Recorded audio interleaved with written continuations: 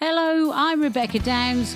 Welcome to the third episode in the second series of my podcast, Downs Your Way, in association with Blues in Britain magazine. If you're tuning in because you're a fan of my guest and you want to find out more about the magazine or me, then please follow the links in the show notes. As you know, in this series, I'm taking a new direction and I'm asking you to come along with me on a journey through the landscape of the current music scene, looking at what's going on, the impact it has on musicians, and how they all deal with it. In this episode, I am talking to Danny Bryant, blues rock musician, singer-songwriter, dog lover, lovely, beautiful guy, and despite the challenges of Brexit for UK-based musicians, international touring artist.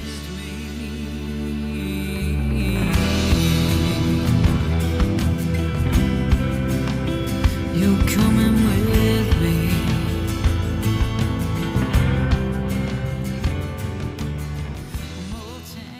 And we've got the rather fantastic Danny Bryant with us. All right, Danny, how you doing? How you doing, Rebecca? Nice to speak to you. Nice to speak to you. So how's it going at the moment? What's happening with you? What's going It's all on? good, it's good. We're doing sort of summer festivals, and then we got a new album coming out at the very end of September, the 29th. So then it goes a bit crazy. So we're sort of holding everything off until then, and then we do some UK shows, and then we do like a 36-day European tour. So Blimey. that's gonna be long. Yeah, that's gonna be one of the longer ones that I've done. It's and it keeps getting added to. But I mean, I'm grateful. I'm grateful for the work. After COVID, I never thought I'd be doing a tour as long again. So so it's all good. All right, well, that's great to hear because one of the things we've been talking about is like after the gloriousness of lockdown, which we all loved and appreciated. What's it been like coming back? Because what's it like gigging in the UK and coming back? Well, like hit Europe later, but like what's it like? What are the changes? Do you think for you? Have there been any changes? Well, it was weird, really, because it was a very gradual kind of comeback. I mean, I confuse years now because it was a couple of years off, really. And then we did one fly in, and then we had to cancel some more, and then we did a couple, and then we did a German tour where the numbers were like half what they normally were and everything. And then it's only been this year, the last 6 months, where it's felt sort of back to normal.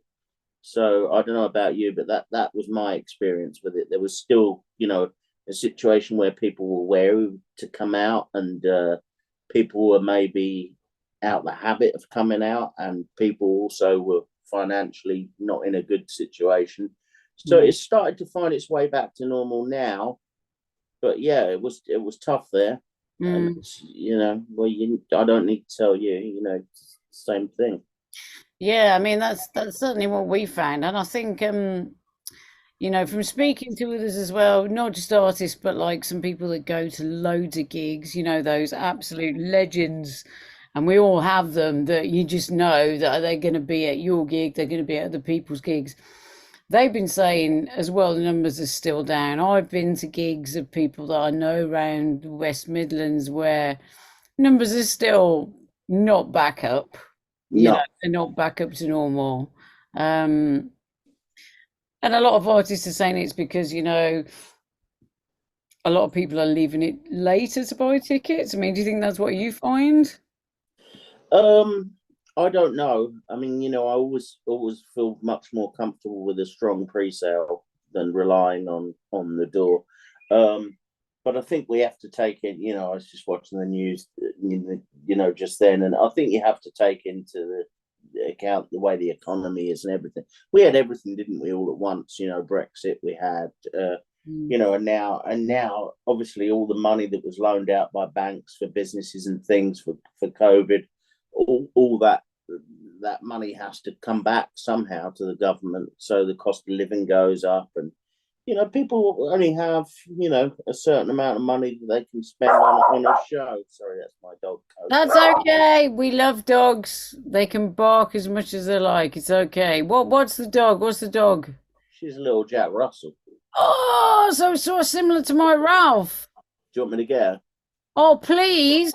I know Coco. podcasts aren't that visual, but I'll try to describe this amazing dog for you because let's face it, if there's dogs going on, I need to know about it. That's just the She tries to get into interviews. She likes it. She's only a year. I named her after Coco Taylor. So there she is. Oh, I love her. She's the sweetest, ladies and gentlemen. She's the sweetest little baby girl, Jack Russell. And I swear that if my Ralph saw her, he'd want to take her out for a nice slap-up meal. There you go. Well, He maybe would. we've matched a date. Well, yeah. I mean, he's an older gentleman, but he's still got a lot don't going mind, for him. Do you, Coco? You don't mind an older gentleman, do you? She's not ageist, is she at all? No, not at all. Oh, that's all right then. She's gorgeous. She's a year, yeah. I got her when she was 8 weeks. But... Oh my goodness me. Okay, I need to steal that dog. Yeah. So it's like with me as well. And this is one thing that, I've been sort of really up in the forefront of my mind is that, my little dog Ralph, who is, he's 14 now, roughly. Yeah. He's, my little baby. He very much helps me, with my well-being and mental health, because I think in the music industry, in the live gig sector as well, which is where we're in, it's so incredibly important to have some way to switch off from the social media, from the demands of the ticket sales, from all the rest of it. Is little Coco your switch off? I think so, yeah. If you've got the right circumstances, I would recommend it to anyone. Luckily, when I go on tour, my mum's got a dog, Tilly, which is a sausage dog. So, and she's older, but they get on great. So I don't have to ever put her into kennels or anything. So if you can manage it, I think it's the best form of anxiety relief. And they're beautiful things. She's playing now. She's running around. She's excited. You know what it is, Rebecca? It's been really hot here today. Yeah. It's been too hot to walk her, and then she normally gets a couple a day, and then like around about now is her time for another walk, and now it's raining, so I'm thinking, and we're doing this obviously more importantly. So I'm sort of holding her off till 8 o'clock, and the rain stopped. We'll do the interview, and so she's full of energy. Oh, God bless her. She's an absolute sweetheart. I'd love to meet her. So you, as you say, you've kind of, you do the Europe thing, and that's incredibly difficult for a lot of artists after Brexit. I know you mentioned, we've got Brexit, we've got the economy, we've, God knows what else COVID, and then we'll probably have something else. Do you know what I mean? That'll probably be something else that comes out of that woodwork. So have you noticed changes with how you have to plan that and what you have to do? Because so many rules have changed. We completely rethought it. So what we do now is my tour manager's Dutch. We have gear over there. The van is hired over there. So we fly in. I even have guitars over there. So we don't deal with the Brexit thing, if that makes sense. The label I'm signed to is German, so no merch has to cross over. So they don't know. Well, they can ask what's your business here, and you say a musician, where you going to, and you say the first place. But they can't take anything off you. We're not bringing anything in, and we're not leaving with anything. So we found that model works best for us. So I haven't done the Eurotunnel leaving from the UK thing since Brexit. So we always just fly in, do the tour as short or as long as it is, and then fly home. And I think that's really the only way to do it. And yeah, I mean, funnily enough, we were talking about before we started the interview with Alan and King. We were playing with them last week in Switzerland. We were just saying, the only way to do it is really to fly in. And to have somewhere where you can pick up some stuff. And yeah, I mean, I've been through a few different tour managers, and I've found a really reliable, nice guy, and he's got a lock-up kind of storage unit. So we keep certain stuff there, and we hire certain stuff. And you know what? It's actually no more expensive than the old way that we used to do it. So there is a way around it then. That would be my recommendation as to how to do it, really. Yeah. So so because we've as I say, speaking to Alan, speaking to other people, that's been like the thing, oh God, we can't do it, it's costing too much money. When we do it, we end up in debt, and we can't get the merch, and and the tax implications and all this. So cutting through it there. Do you use it? Yeah. Your band, I mean, does your band change when you're over in Europe? Do you use different players? No. Well, the rhythm guitar player in my band is German, so no. But the rest of the guys, no, we fly out. I keep an eye on the cheapest flights I can get, and keep looking at them. And we just do it that way. And we, Paul, the bass player, and I, we both left kind of cheaper guitars over there, even just to save every little bit. And as I say, I'm lucky because the label is European, so the merch is delivered straight. It never has to go across a border, apart from if we go into Switzerland, but they don't always check it. Which is nice if they don't check it. Yeah. Go on, Swiss, don't check it. Let him through, man. Let him through. Yes, And what's the audiences been like over there then? Have you seen any difference in the audiences like over in Europe after COVID, or are they like? When we first started touring again in 2022, gigs were still getting cancelled because of low ticket sales. Audiences were, in half. Gigs that we would have really good attendances were half, and they were saying it was across the board. This year it's got back to normal, but I would literally say in the last 6 months. So you were looking at a good 2 years there where nothing was, Yeah, absolutely. Do you find the audiences like because whenever I've played over in Europe, they just seem to like buy tickets. Sometimes they're not that bothered that who it is, and no, well, who's the support, or they're just like, yeah, we're going to go out and see some live music. And do you think that's the difference between over in Europe and the UK? Do you think that's different? I'd not thought of it like that, but I think it's probably true. Yeah, I think that they've got it's not the bands as much that have the strong fan base so much as also the clubs have a strong fan base. So it's like, we're putting on this band, or we got Danny Bryant next week. Oh, I've not actually heard of him, but we'll go along and see what we think. You know what I mean? I think that I think there is a lot of that. Yeah, because I think we certainly found that, small. We haven't been back since lockdown, I have to say, because slightly harder for us being obviously, based in the UK with everything merch wise and everything like that. So we haven't. Merch things will be a hard thing for you, because that's hard. But I would certainly recommend the just flying in thing and renting a van there rather than, or it depends. You see, I rent vans in the UK. I don't own a van.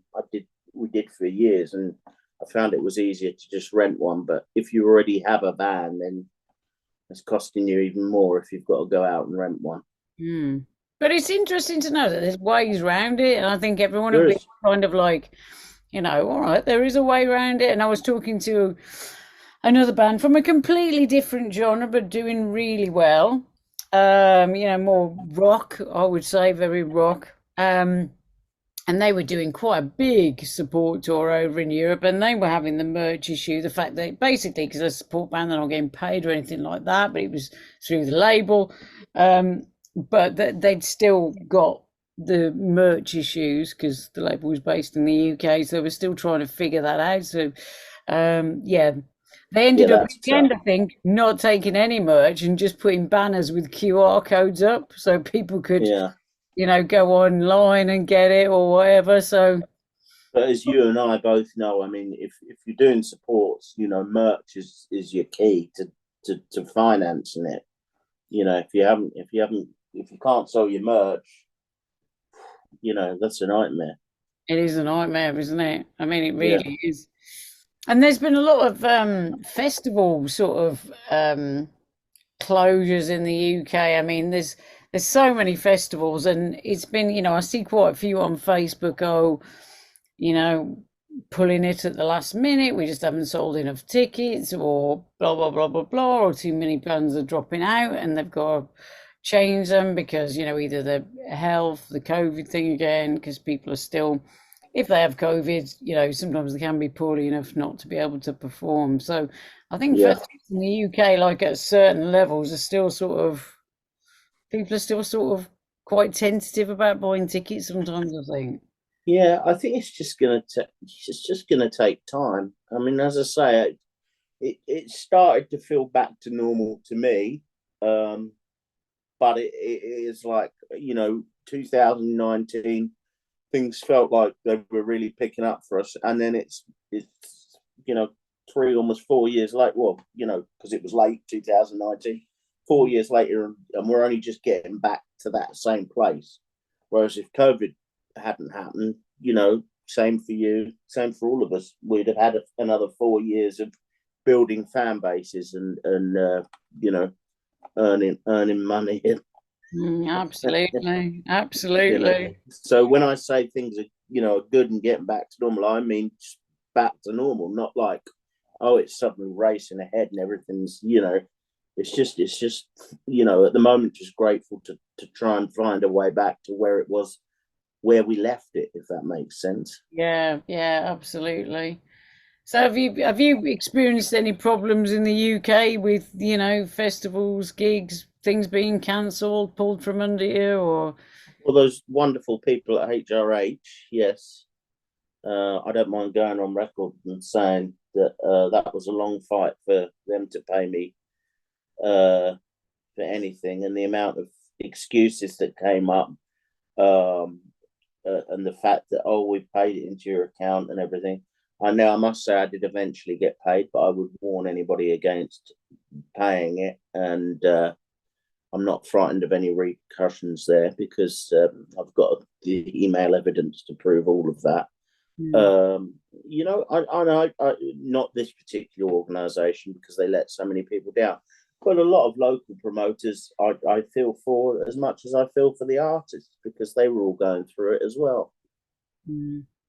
Well, yeah, because they do it's as we both know, like it's such a hard job selling tickets. It kind of like it's the one thing that's consistently always on my mind. Well, what have I got to sell tickets to next? Yeah. Oh, hello, Coco. Coco, she's sold a lot of tickets. No, Coco has seen out of the front window. She has seen a dog that's on a walk. So she's just, that's the most exciting thing for her. She's just telling me, yeah, it's okay. I understand what, it's she sort of thinks I've tried to tell her anything, out the back here and anything, outside the front door up until the gate, she can patrol. Anything that goes past that window is not her property, but she seems to think that she owns the whole world. Well, I think she kind of does own that street, so well, she certainly thinks she does. Yeah. Like, who the hell are you on my street? I know. What's going on? So I know you've been doing this for a fair amount of time now. So and I know I've told you I've spoken to Walter Trout, and he's a big mate of yours. What kind of inspiration has he been to you? second dad, really. That's as close as I could put it. Really like a second dad. I've known him for, I would say, almost 30 years. So it's one of my I have a couple of friends that we met on the first day of school. Other than that, it's probably my longest friendship, and he's been a mentor the whole way through. And I saw him 3 weeks ago. I jammed with him in Cambridge, and I would just come back from a tour, and my dates were muddled up, and the phone rang, and I said hello, and he said, "Hey, it's Wally," and I said, "You hate anybody calling you Wally?" He said, "Yeah, but I want you to come to see me in Cambridge tomorrow." I said, "I'm coming anyway." And then when I saw him, I said, "Hey, Wally," and he said, "Don't call me Wally." I said, "Yesterday you said I could call you it."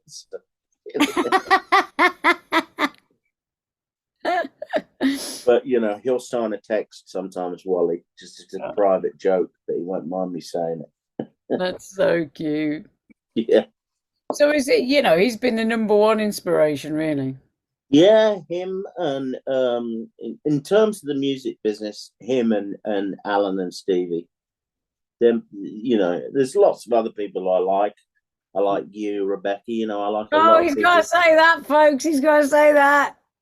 For those guys, the Nimmos are like brothers to me, and Walter's like another father. I've been very lucky. How about you? There's some great guys, isn't there? Well, Alan definitely. He's like my brother from another mother. Because I said to him once, I always wanted a big brother, older brother. I'm an only child, and he went, "I'll be your big brother." Yeah. Sorry, everyone, for the accent there. I think I was doing Australian, but but he's such a sweetheart. I do love him very much. Very, very. They're just lovely guys, and that's the thing, I hate competition in music. I wish I had that, I wish everyone just helped each other a little bit more, was a bit more open about it all. Yeah, I think that would go such a long way. And speaking as one of those females, it's sometimes almost like people set of another female against another one. So it's like, you'll be on a festival and they'll go, "Oh, there's another female singer on the bill." And you're like, "Great." Yeah. And it's like, because there's another female, we got to go head to head or something in a scrap. What's going on? It just shouldn't have anything to do with it. We're talking about an art form which expresses human emotions. It doesn't make any difference if you're male or female. It's it's ridiculous. I hate reading comments where it doesn't happen so often, but I used to butt in and get myself in trouble on Facebook defending people because someone would say she's a good guitar player for a woman, or she's a good female guitar player, and it's like, and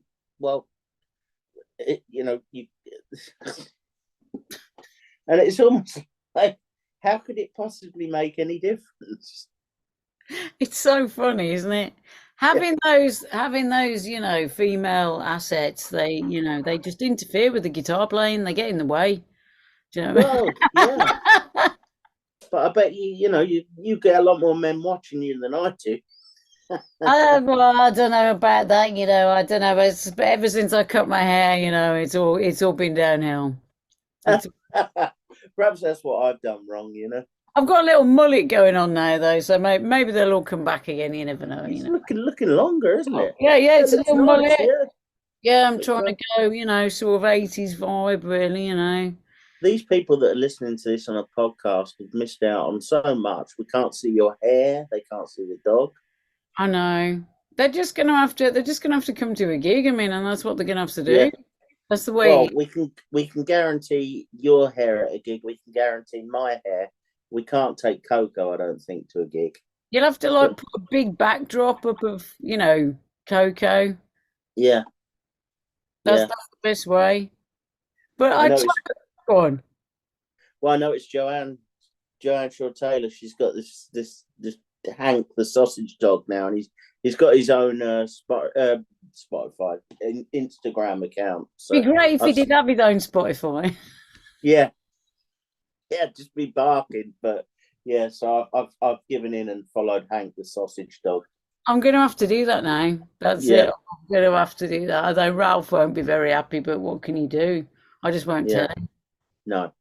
I do understand what you mean about artists helping other artists, because one of my questions was, obviously, like you talked about the Nimmo brothers and Walter, and it's like, you do mentally, you support each other, don't you? You and do. if I'm having a real bad time, like, and I'm, like we've all had sometimes, I think, and thought, you know what, I can't do this anymore. For whatever this is driving me round the bend. Like I'll speak to Alan, and it's like, and we'll shout and put the world to rights for a bit, and then I'll sort of wake up and think, wow, I can carry on, Exactly. And that's so important, isn't it? Yeah, and I mean, we don't really have. I don't think as not to be arty-farty about it, but as artists, I don't think we really have the choice. We can't give up, because it's just, well, as John Lee Hooker said, it's. I won't say in him, because male and female. It's in him, and it's got to come out. And so I think it chooses us rather than us choosing it. No, I think you're right, and that's been the problem every time I've thought, I can't do this anymore. It's like, but I can't not do this anymore. Exactly. So it's exactly. like, and that's why your music sounds honest and real. Well, thank you very much, and obviously, the same to you. But always admired you so much. So singing and playing the guitar at the same time, and playing, being the lead guitarist and the lead singer. How the hell do you do that, man? How the hell do you do that?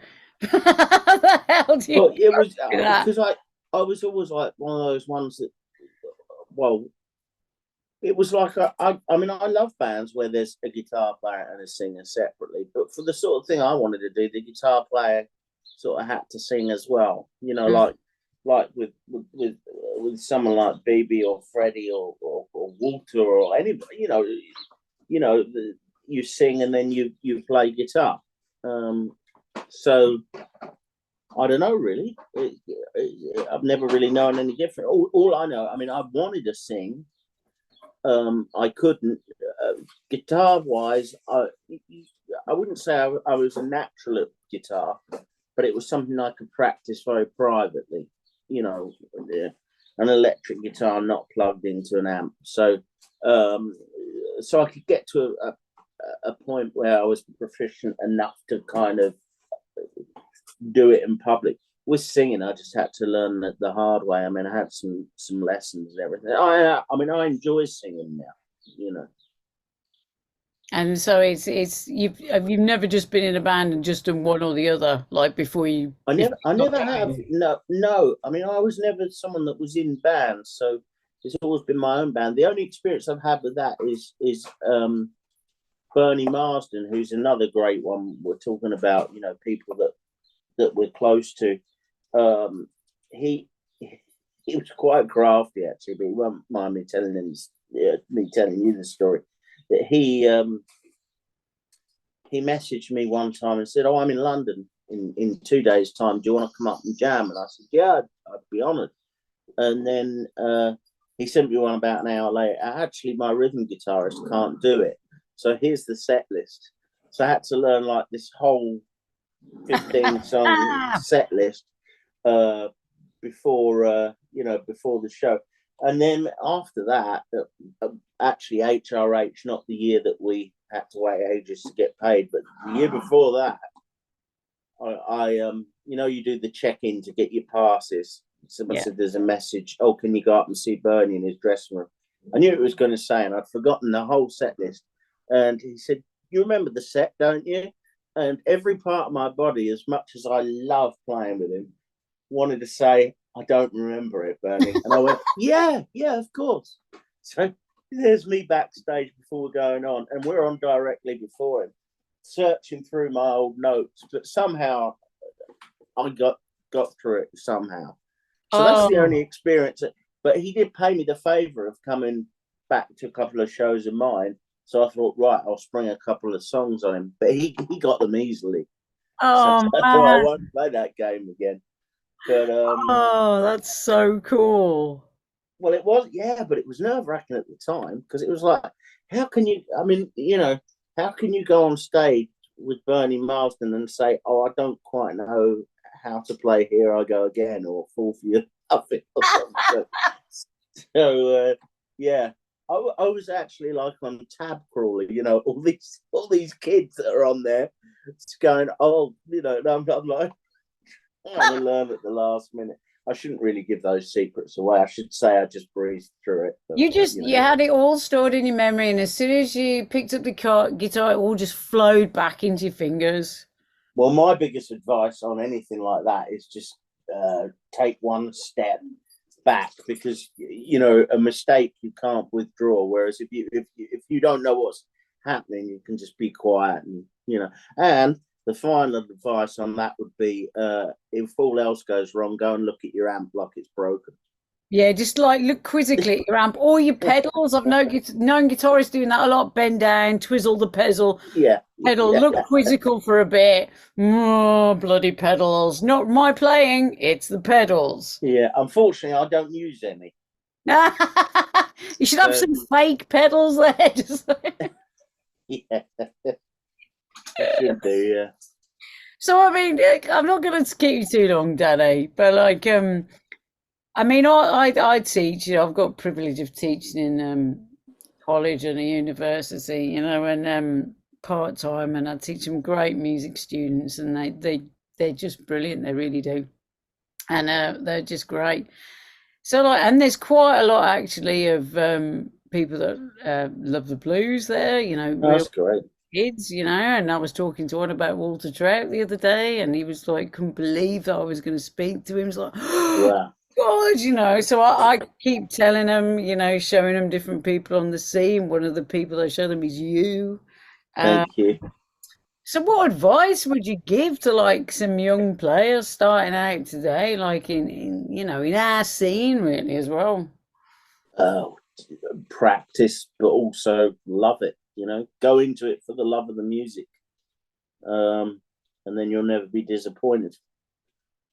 Well, you will be disappointed at times, but that's just life. It is true, though, isn't it? Life is beautiful and great, and sometimes it's a disappointment, and that's just the way it is. Yeah, because I think a lot of, not all of them, but some of them, have come across to me as like more wanting, for some reason, since, well, kind of like Frank Sinatra, really, and the whole fame thing, Yeah. Intrinsically linked, because before that it was kind of not that linked. People were known, but not really famous in a way. Yeah. Kind of, the swing thing sort of broke through that. And it's like, for some, I think it's so intrinsically linked that they've got confused with wanting to be famous over wanting to make music. I totally agree. And yeah, if you go in it for fame, it's for the wrong reason. We all enjoy going to a gig and someone wanting to have their picture taken or signing the CD, making that person feel special. But if you're going into it, wanting to be like getting stopped walking down the street and everything, it's the wrong focus. Go into it because you love the music, and if you're lucky enough, I always say I just feel incredibly lucky that I can make a living doing what I love. Sometimes it's tough, but that's life, and we could sit here and pretend that we were millionaires and everything, but that would be giving people the wrong impression and wouldn't be helping anybody. That's right, because a lot of people I work with as well, they've they're in quite big sign bands, but they're still teaching. And there's an awful lot of musicians that I know do other things, but I think it's lucky to work in anywhere around music, because it doesn't matter what it is really. If it's what you love, it's like, it's just great, and I love working around the kids because I think they teach me stuff as well. Yeah, I think that's true. I mean, I've never given lessons. I've given like friends' kids lessons for free because I'm not a great teacher, But every time I've learned something by teaching somebody something. So yeah, and I mean it's that old saying that everybody's heard. But if you do a job you love, you never work a day in your life, which strictly isn't true. Because tell me that when I've waited 6 hours for a delayed flight. Yeah, or you 4 hours driving to Scotland from the bottom of the UK or something like that. It's like, yeah, this is great, kids. This is tell me that at the Ryanair check-in desk when they say your flight's cancelled. Yeah, but it's okay because I do something I love. That's brilliant. That's so cool. So you've got an album coming out when? 29th of September. 29th of September, and that what is that? That's entirely new material? Yeah. Well, there's one cover song on there, a Bob Dylan cover. But the rest of it is entirely original material. It's called Rise. People can hear the first single now. It's on all the streaming things and YouTube and whatever, Well, we'll put the links and all the rest of it under this when it finally airs. But yeah, thank you. And when are you gigging again in the UK? When can I tell my students they can come see you, Danny? UK is October. Right. You can find all that on the website. I mean, I'm gigging again in a couple of weeks, but it's also Europe. It's summer festivals type things. How about you? We are gigging, soon in Scotland. So one of those 4.5 hour to 5 hour drives that we were talking about. What are you doing? Are you doing?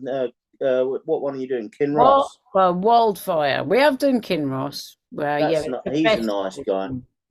Yeah, so we're looking forward to that. Yeah, I've got my midges spray as well. I bought a midges spray because apparently they've got like loads of midges at the moment. They've got like even more than normal. And I thought I'm gonna get bit to death, man. Yeah, well, get one. Or you got one. You got it. I was going to say, when are you? Because you played in Hitchin, didn't you? That's not that far from me. So are you going to do that again? You have to let me know. We're looking to do that again. Yeah, we've actually got more gigs booked for next year than we have for this year, really. So well, that's great.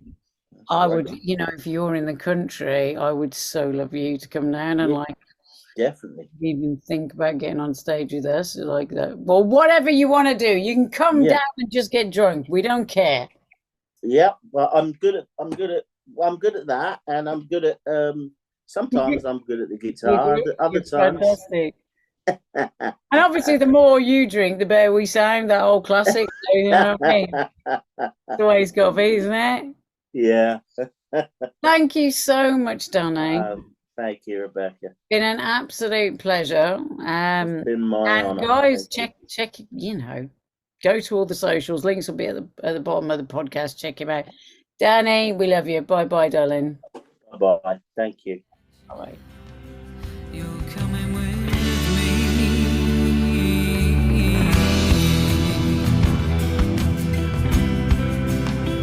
You're coming with me.